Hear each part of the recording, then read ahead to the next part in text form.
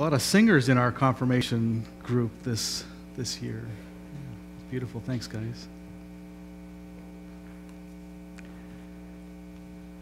Now may the words of my mouth and the meditations of our hearts be acceptable in thy sight, O Lord, our strength and our Redeemer. Amen.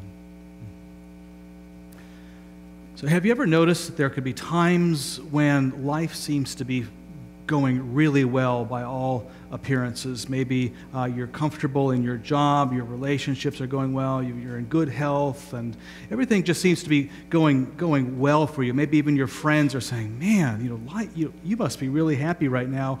Only if you were to actually look at yourself, you feel more like this. There's a difference between the surface reality and just whatever is going underneath the surface isn't quite matching exactly. Maybe you're feeling anxious when you should feel like, by all appearances, you should be feeling peaceful and happy, or edgy when you should be feeling joyful. Maybe you've got a successful career path going, but you just feel like just the more energy you put into it, you're never going anywhere, and yet it looks by surface appearances otherwise. Of course, there's other times when everything around us might look as if it's crashing and burning, and people will say, oh, I just really feel for you for being there in your situation, and yet you actually feel peaceful about what's going on. You think you shouldn't feel peaceful, but for some reason, actually you feel safe and protected and secure as you enter a situation that's perhaps quite conflictual or even dangerous, or where the path ahead is completely unknown. You feel happy or safe. It's interesting, isn't it, the difference between our surface realities and those things that happen where we experience life beneath the surface. They're both us, right? We live on the surface and down below, but there's a disconnect oftentimes between those two. Well, if you were to ask a Celtic Christian, who we've kind of been tracing Celtic Christianity in this service series, or an ancient rabbi, how are we related? The me at the surface and the me below the surface, how are we related? They might tell you to open two books. One, the book of Scripture, and the other, the book of creation. And if you look at those things, they have something to say about those two realities that are both us. And in fact, our Genesis passage this morning kind of combines those realities, the book of creation and a reflection upon creation in Scripture. And they have there's some surprising insights contained in the very passage that we encountered just moments earlier.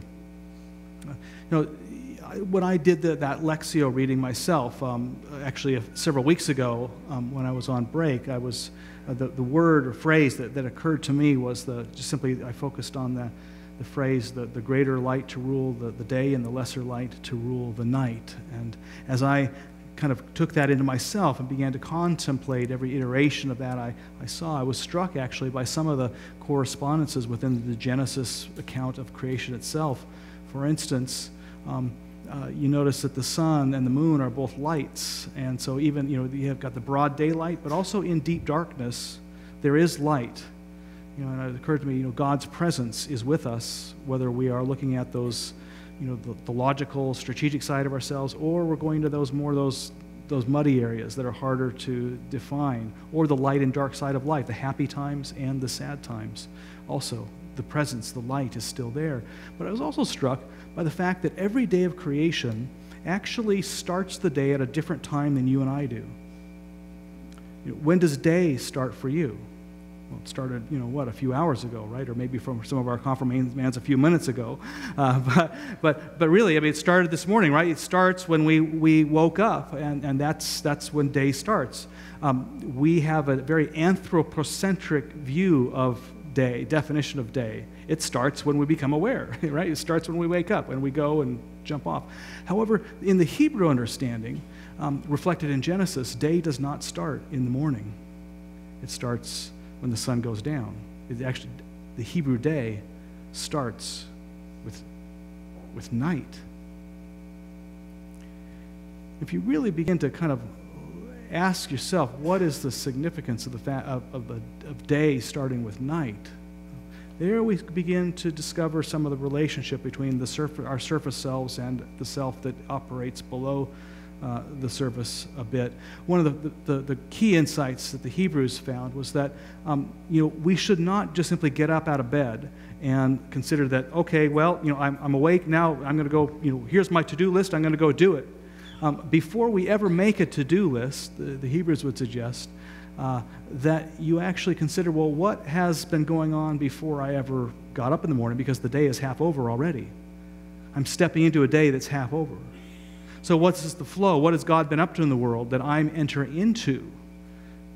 So we're entering into a work that is already in process. If you were a manager of a furniture factory and you had a day and a night shift, and you came in the morning, and all night long, your night shift had been working diligently on 1,000 chairs that were then half finished, leaving them for the day shift. If you came in the morning and paid no attention to the work that had been done the night before and just said, okay, let's start making some chairs, it'd be like tremendous wasted effort, wouldn't it? You completely ignoring the work that had already been done, that you simply could have then continued and produced that work.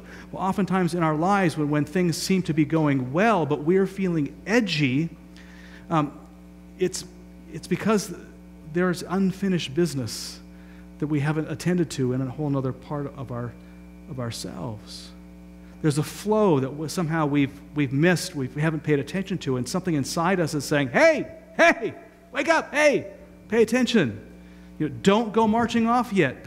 Step back, look at what has already been done. Pay attention, honor that, and then decide where you're going. I wish I had a dime for every person who sat in my office stressed out and saying, I need to make a new start on something in my life. And as you start you kind of peel away the layers of that life, realize it's not about starting over from ground zero and completely building something new. It's actually about taking that which God has already placed in your path, and leveraging that into the future. I'd be pretty rich if I had a dime. I'd be even richer if I had a penny for every time that's happened to me. Noticing what already is and then taking that forward rather than starting from scratch and building anew. Of course, we're also, it's seen from another angle, where we look, ourselves are kind of like this. The iceberg, there's the daytime part of ourselves, the logical, strategic, part that everybody can see too. That part of ourselves, is just a tiny bit that's above the surface. So you ask, who are you? You say, well, I'm a student, and I like English, and I'm going to college, and here's my family, and my favorite color of ice cream is this. That's all the stuff that's above the water, but there's all this stuff down below. It's like the daytime part, and then there's the nighttime part. And each part is equally a part of ourself. Each part is equally a part of our life experience. And experience will teach us, if we don't pay attention to that lower part, that nighttime part that's harder to get at. The who are you, like, what's my purpose in life? Why am I even here? What's the basic conversation I need to have in this world so that when I leave this world, I will feel like I've lived life meaningfully? Those questions are the nighttime questions. Those are harder to get at, but certainly affect our lives, whether we're consciously aware of it or not. When we are failing to have the basic conversation that our souls are telling us we need to have, our souls begin to scream. That nighttime part of ourselves is highly aware of us, and if we're not engaged with paying attention to it, we're basically disengaged from half of our lives. We're basically living half a life from square one if you're not paying attention to that part that's underneath the water. But it is highly aware and highly able to help you in your daytime world. Consider, for instance, every public safety officer tells us that if someone approaches you on the streets and by all appearances everything seems normal and they seem pleasant enough and so forth, but something in your gut says there's something wrong here. Something in your gut tightens up and constricts and says, run. They say, pay attention to that because you are almost always right. There's something in that nighttime part of yourself that is not filtering reality. If you put on a nice suit and so forth, it filters our reality to think about it a certain way. But there's part of ourselves that's picking up on all kinds of information that is unfiltered, that is affecting us in our gut. Our gut then constricts and says, hey, there's something wrong here you haven't noticed. Wake up, go. But it can also work in a good direction. It can work to say, hey, there's something profoundly right here that you're not noticing. If you step beyond this, you're going to miss an incredible opportunity that's before you. Pay attention to that which is your gut is telling you. I remember years ago when I first got into ministry, I had an experience that really kind of got me thinking about this whole idea. I learned in seminary that you always write out a manuscript of your sermon, and then you put it on the podium and you preach it from the manuscript. Very literary techniques, and I was taught that if you don't do that, you're probably going to be a really horrible preacher, and that you need to read it from the manuscript. And so that's what I did. That was the tradition I accepted, and that's what I learned. I learned to do it really to the best of my abilities, and for 3 years in my first parish, that's what I did. I wrote my manuscript, and I put it on the podium, and I read it to y'all. But right around that 3-year mark, I noticed some really strange things happening in my life. With respect to writing that manuscript. It got harder rather than easier. Like every week, it seemed to, at one point, it just seemed to get harder and harder to write that manuscript. And yet I'd had so much more experience doing that. It got so hard that Friday morning would turn into Friday late evening, which would then eventually turn into Saturday morning and afternoon, which turned into Saturday morning, Friday morning to Saturday evening. Finally, the straw broke the camel's back when I started my sermon writing it on Friday morning and didn't finish it until Sunday morning at 3:30 a.m. And I said, something's got to give. I cannot continue doing this. Everything within me said, you need to continue the practice that you do. That's what you learn. And plus, the only example of non-manuscript preaching I'd ever seen, I really hated the preaching. And so everything, my logical mind was saying, you've got to continue the path you, stay the course, continue the path. But finally, I just couldn't. And so the next Sunday, I told my congregation, hey, listen, for the next 6 weeks, I'm going to preach without a manuscript. And don't freak out. And you may not like it, but it's just going to be for 6 weeks, and I'm going to kind of, you give me some feedback, and I'll kind of decide at the end of that 6 weeks what I do. Well, I started that first sermon. I knew within the first 30 seconds I was never going back. Never going back. Just the click. It's like brought that whole, the surface and that deep level together in such a profound way for me. I knew. Then I began thinking, gosh, if only I'd been paying attention and trusted that inner voice that kept basically screaming at me, basically saying, I'm not going to help you write your sermon until you pay attention. I'm going to make this harder and harder and harder for you until you finally trust or break, one of the two. You can trust or you can break. Well, in that case, I broke. But it convinced me maybe I need to trust a bit more next time. Well, it's no wonder that Jesus himself, he took a lot of time to go for walks. He took a lot of time to be by himself in the wilderness. He took a lot of time to simply shut up and listen in prayer, hours and hours listening, contemplating in prayer. I mean, if Jesus himself needed to do that, imagine, to connect with his whole self, imagine what we need to do, right? But I suspect he found it to be a tremendously efficient use of his time to spend a lot of hours doing this. Just last Monday, on my day off, I took a walk in the Neil Woods in the rain, a couple hours. And some of the insights that came to me just in those 2 hours, I'm sure, saved me about a month worth of effort that I would have engaged in that would have been wasted. I would have turned back and said, oh, that was a dead end. You start paying attention, honoring the flow that's there, noticing, and then you step into the flow and it goes. Jesus did this. He also taught in parables. You notice, he didn't simply give public lectures. He taught in parables. That parables are what you do to get people into their night selves, that part of themselves that is beyond simply logic and strategy. So he tells a parable about two sons and a father. The one goes off to the far country, and you know the story of the prodigal son. And people say, what's the meaning of the prodigal son story? People endlessly debating, was the prodigal son sincere when he came back and said, Father, I just want to work for you? We debate this on end, with our daytime, logic, strategy stuff. And really, probably the answer is, well, yeah, today, how sincere are you, O prodigal? If you're returning home, how sincere are you? Oh, this story's about me and my life and my return to home. How am I doing on that journey today? Just how sincere am I about coming home, finding home? There's this wonderful film I saw last week called The Way by Martin Sheen and produced by Emilio Estevez about a journey home. There's a pilgrim path in Spain that's been around for about 1,000 years that people have been walking 500 miles through Spain called the Camino de Santiago. 500 years people have been walking this path for a whole lot of different reasons, but one of them is to shake loose insights that don't come to us directly.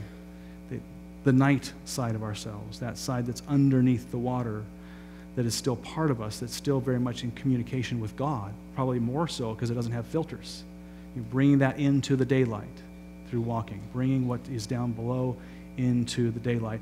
And in this film, Emilio Estevez plays this 40-year-old son who's going to go off on this walk, and Martin Sheen plays the father who's been a successful ophthalmologist who can't understand why his son is going to waste so much time and life walking this old path in Spain. And they're driving the car to the airport, and the father's kind of brought up this subject again, drudging up, why are you doing this? And the son saying, hey, don't judge me, Dad. And finally the dad says, this life that I'm living may not seem like much to you, but it's the life I have chosen.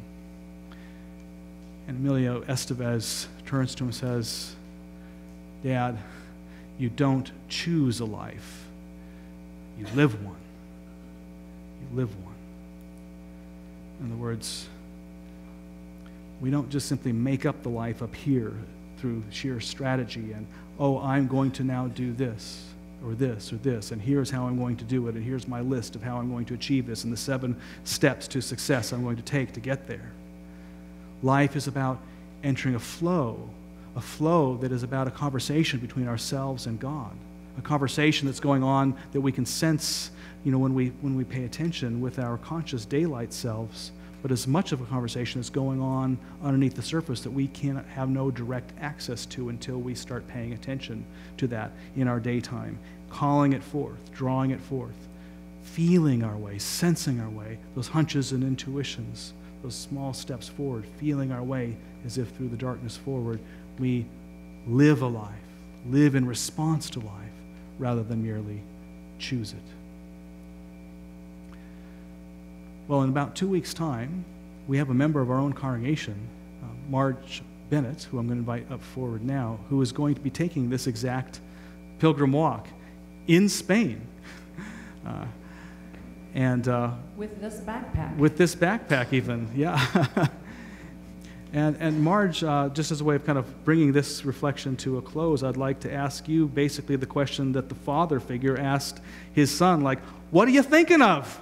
Oh, I don't know, some days, actually. You've articulated it very well for me this morning, Eric. I guess I am honoring the flow. I'm respecting the non-logical part of me, and I've been listening to signs, and I'm going to go see what's out there for me. I'm in between careers, and I have an opening in my life right now. The time is correct for me to go do some exploring. So I'm going to go explore. So what are some of what are you hoping to find while you're on that? Well, I'm going to share a little bit of that with you from my my little journal that's become my mini journal that I can, because it's very lightweight. That's the main thing you worry about actually, is what can you carry on your back and how light is it. So I wrote this actually this week. This is a reflection from this week about this journey. Not all who wander are lost, says J.R.R. Tolkien. But I have been feeling lost, unsure of the direction to turn to find my purpose. I'm not naive enough to believe that all will be revealed to me on the way, but I'm hopeful that the time away from everything I know and understand in my life as it is now will help clarify and provide a sense of purpose for me. I must believe that the universe has provided this discontent for a reason. I must believe that I'm being led to my destiny. There are times the doubt is very strong, though. I do not feel like the person I was, nor do I feel like the person I want to be right now.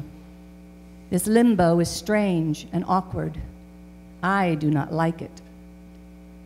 So I'm hoping that I will like the place that the way takes me to when I return. Well, I love the fact that you can't know.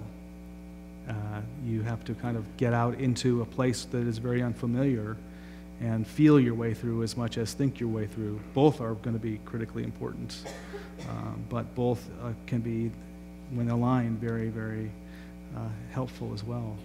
Well, we wish you well on your journey. We'll keep you in our own consciousness as you take that and look forward to hearing what happens. Thank you. I hope to have a very positive, wonderful report come sometime midsummer or next fall for you. Thanks, Marge.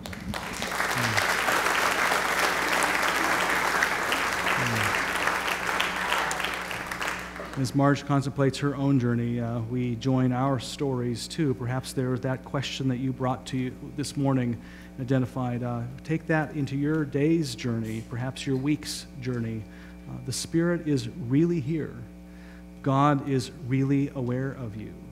And if the question is important to you, it's even more important to God.